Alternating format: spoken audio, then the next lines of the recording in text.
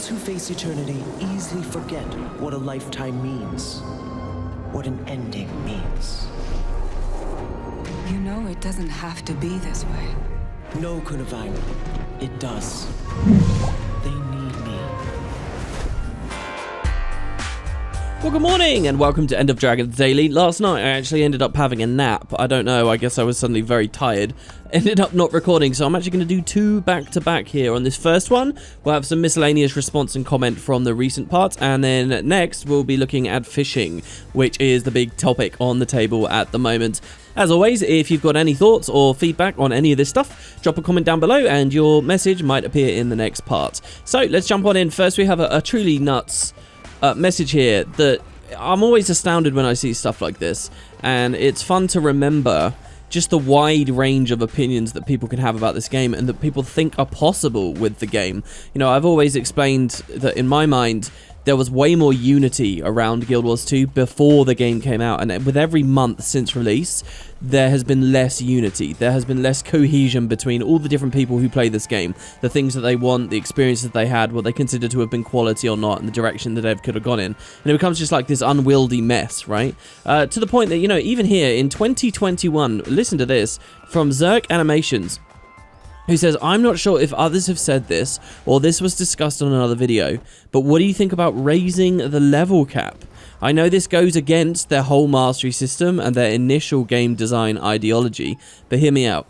They could add a way to upgrade legendaries to the higher levels with some sort of crafted item, so they're still the best armor and weapons, add new tiers to fractals for the higher levels, and maybe make a new raid for the new max level and versions of the old raids with the new highest level.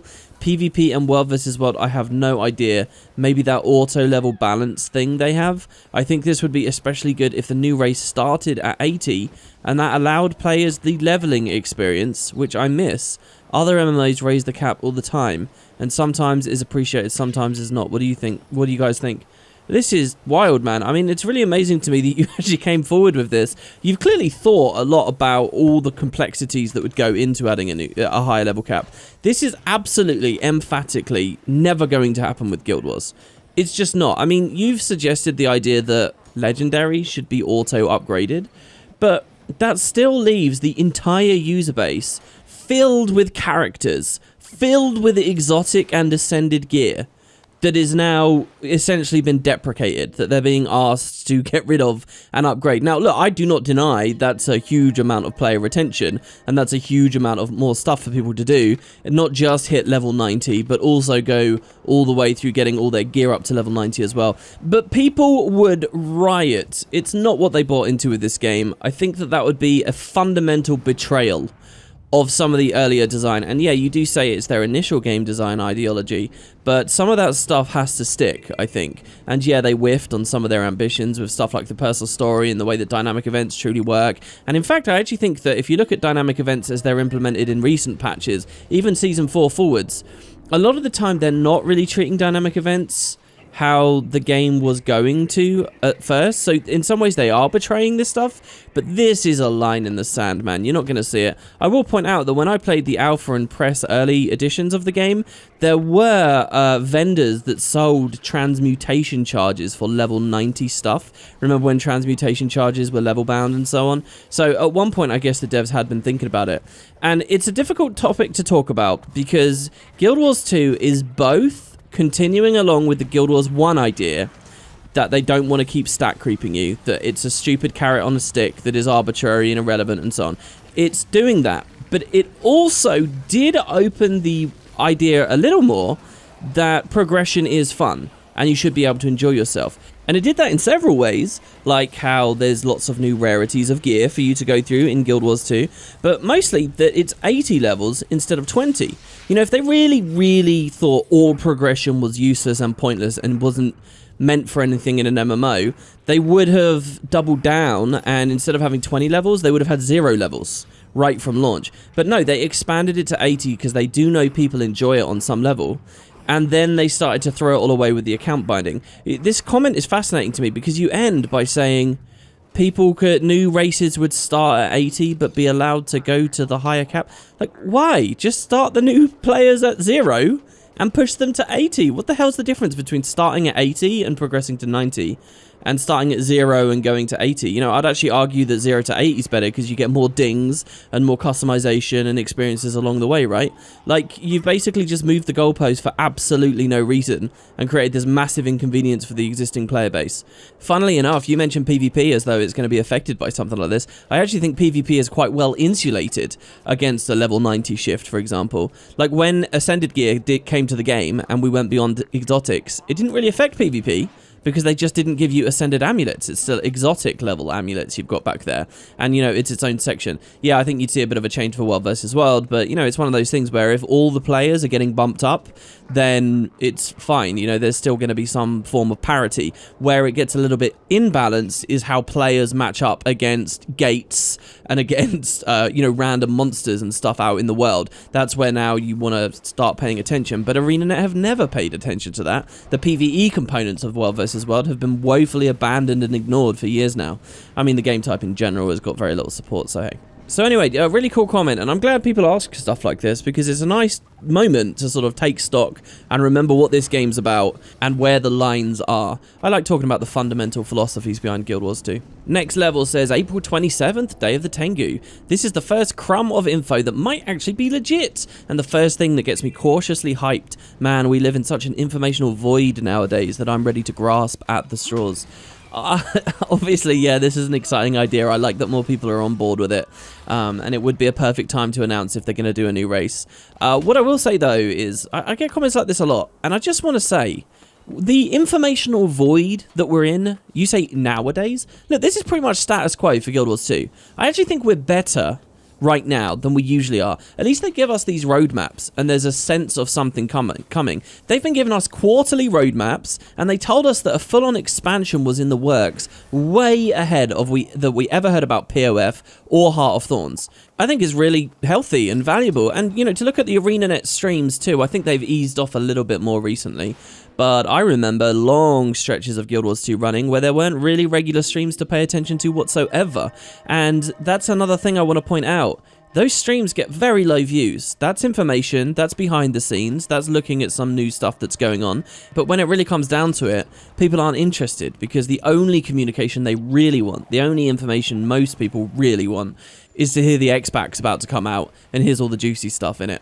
Riddle Sphinx said, a bit of a side tangent, I would love it if the Icebrood saga ended with Primordus tunneling to Cantha, creating a giant land bridge to Cantha, and that's how we get started in End of Dragons. Imagine the first map of the expansion being a long, narrow, watery land bridge in the Sea of Sorrows, with giant unearthed coral reefs jutting out of the broken ground, with displaced Lagos and pissed off Crate.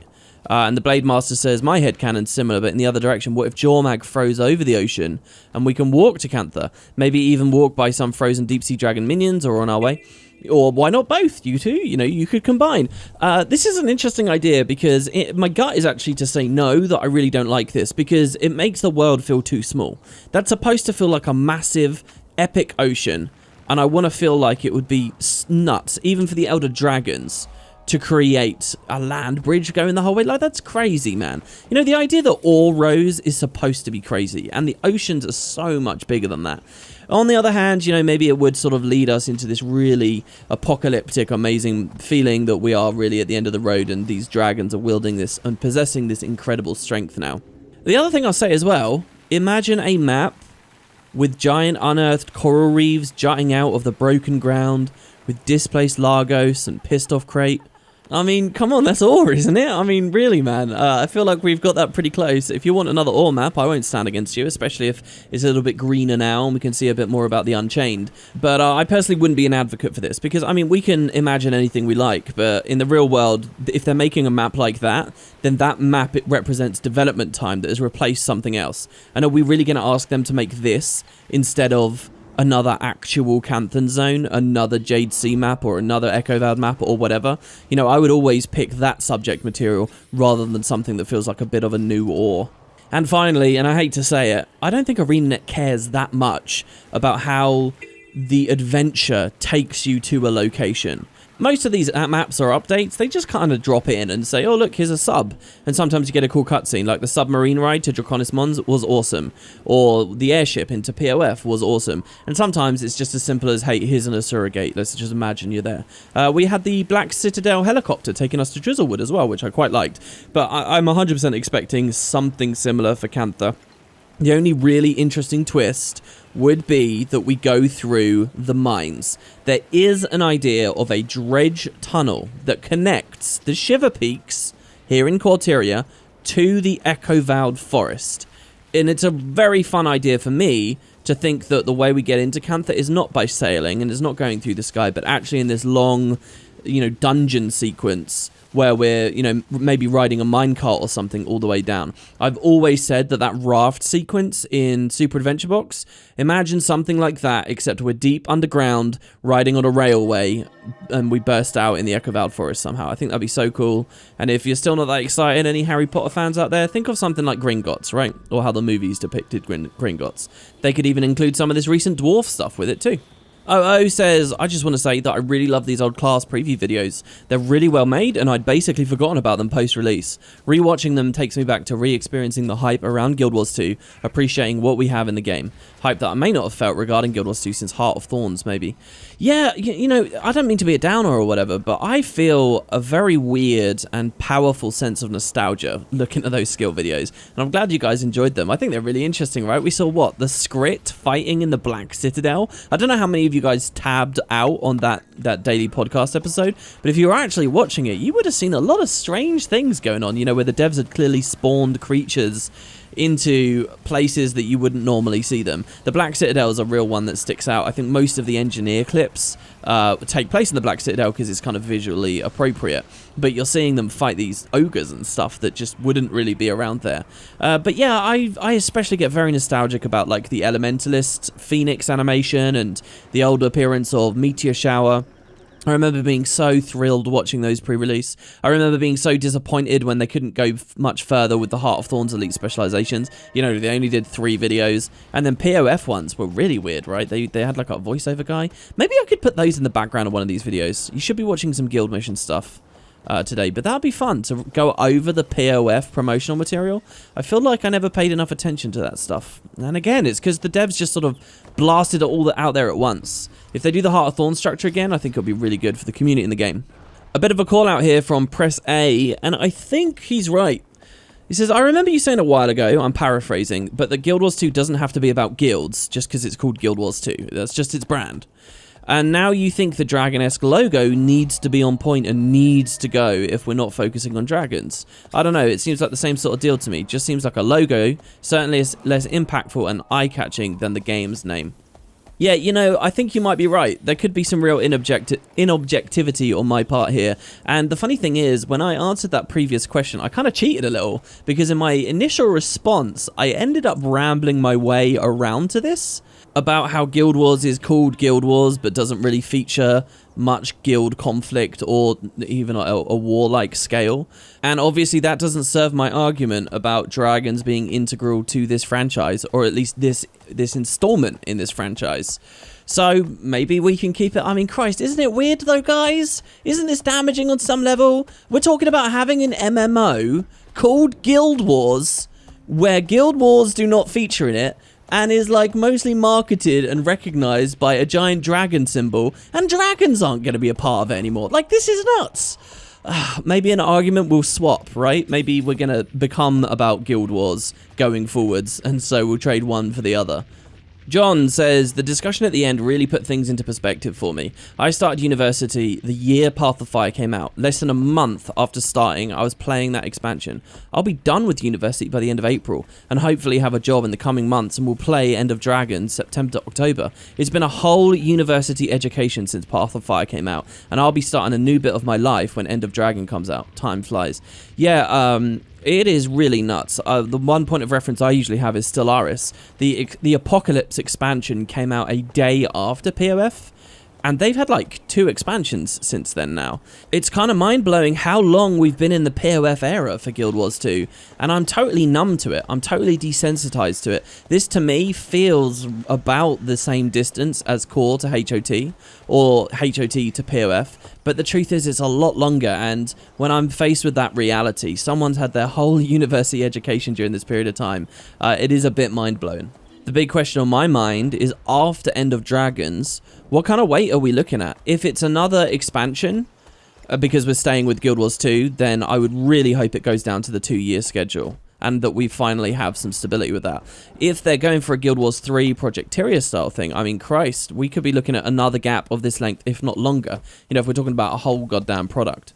The silver lining is I think we'd probably get some good Living World leading up to a full-on new release, and ArenaNet are actually a lot better equipped to do something powerful in the bridge between the 2 games than they were back during the Guild Wars 1 era. Guild Wars 1 era, they just kind of put the Hall of Monuments out and thought that's enough, and then they realized it was going to take a lot longer, and Guild Wars Beyond appeared. GW2 could handle the transition so much better, I think. Another semi-call-out, or point of clarification here, from 06 Kelly Jack, who says, we do have level 80 boosts in the gem store, though. So I think this is right to say, and I probably should have mentioned it in the previous part. We were talking about the gem store and how the idea of selling power and selling like boosted rates and stuff has never been a big thing with Guild Wars. But, you know, it is important. We've had XP boosts as well, and they're pretty strong, and especially when they move to the heroic boosters and the kill streak boosters and everything all got kind of rolled in there. I think you do have to pay attention to the fact that the progression and leveling systems were always somewhat de-emphasized. I mean, they were extended and expanded upon, going all the way up to level 80, like I said earlier in that previous question. But also, the leveling curve had remained deliberately flat, and the devs seemed a lot more laissez-faire about the idea of you getting to 80 than you'd find in other MMOs. Stuff like putting all that combat XP on the crafting system, for example. I do agree it was a bit of an issue with the gem store at launch to have those boosters, just as I think there were a lot of other issues with the gem store people never really talked about, like especially the strength, regen, and protection boosters. As for the game now, when full-on level 80 boosts are being sold, I think we have to view these differently because the game itself is so different these days, and it is less of a problem when the devs have been so wholeheartedly abandoning the core experiences and the leveling experiences, and so desperate to just push you straight into the new expansion and so on, and so happy to sell that as a feature of the boxes. The idea of a level 80 booster, I think, just gets seen as a bit of a convenience, especially as all the veteran accounts slowly drift out of touch with this stuff because of all the anniversary gifts they're getting, which means, you know, they're being given level 60 boosters for free. So, oh, they're selling an 81 in the gem store. People don't really acknowledge it as a big deal anymore. And finally, JJ says, do you think it could be possible that the Norn have reached Cantha by going north? If you take a look at the full map of the planet, you can see that if you head far enough north from Tyria, you'd eventually reach the southernmost islands of Cantha. I really like the idea of a small group of Norn venturing so far north they eventually reach Cantha and settled there. Well, this is possible, but you're probably not thinking about it in the right way. The map that we've seen of the world, you know, the Order of Whispers globe map, or the Dermond Priory floor map, which is the same thing, that's a map, you know, it's a globe though, so it's not as close as you think it is. If the Norn did this, it's not that they just go north a bit and suddenly be at Cantha. What you're accidentally doing there is you're connecting the north and the south poles in your mind. What they would actually do is they would travel the entire face of the planet on the opposite side of the supercontinent. You know, like that land called Misandry or whatever I think it's called. They would be going a long way. But don't let that stop you. Actually, I think this is a really fun idea. And the thought of these badass adventuring Norn that maybe, you know, through multiple generations had traveled in this direction, perhaps with some Coden friends or something. It's a great idea. And then finally they do end up in Cantha. They could have zigzagged all over the place. And why do I think this is actually such a good idea? Because I think Guild Wars, Tyria, let me say this. I think Tyria is moving to new subject material after End of Dragons. I think it is inevitable that we will be going finally to these other areas of the world, you know, where those Battle Isle trading routes move off to, those great mysteries. And so if you introduce in this expansion a contingent of Norn that have experience of being in those places, well, now you've got a nice kind of lead in. You've got all these kind of cool, precious little hints you can drop around. I think it's brilliant, and it's one of my favorite ideas I've heard about the new expansion. Let's do it. So that's it, guys. Thanks very much for watching. I guess I'll shill a different thing each day. Do you remember I tweet? There's a link down in the description. I'm trying to tweet about random cool assets, concept art, workstation stuff that you might not have seen or thought about, sometimes in association with the new expansion, sometimes other stuff, and, you know, just general Twitter things. So hopefully it will be worthwhile checking out and having a little follow on. So thank you all for that, and I'll see you tomorrow for the next part where we'll be talking a little bit more about fishing. Thanks, everybody. Have a great evening. Please keep the comments coming. Please tell me if you feel like we're running out of steam here, or this is something you're still really supporting. Obviously, we're a month in now, and I'm starting to get a bit insecure about that. And yeah, I hope to see you all on the next one. See you soon.